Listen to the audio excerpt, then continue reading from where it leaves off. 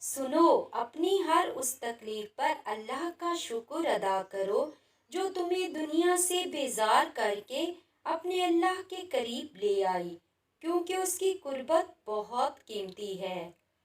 جب تمہیں محسوس ہو کہ تمہاری طبیعت کو ذکر خدا سے سکون محسوس ہوتا ہے تو سمجھ لو کہ اللہ پاک تمہیں پسند کرتا ہے۔ اللہ عطا کرنے پر آئے تو بندے کی ذات، اوقات اور عمر نہیں دیکھتا۔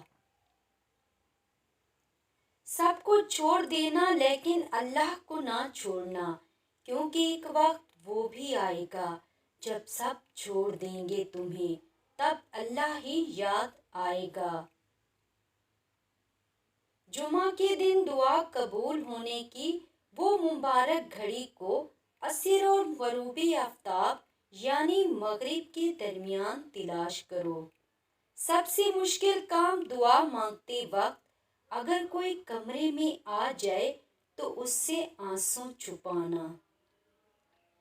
وہ فرماتا ہے یہ سختی کچھ وقت کی ہے، صبر کر لو، میں صبر کرنے والوں کو پسند کرتا ہوں۔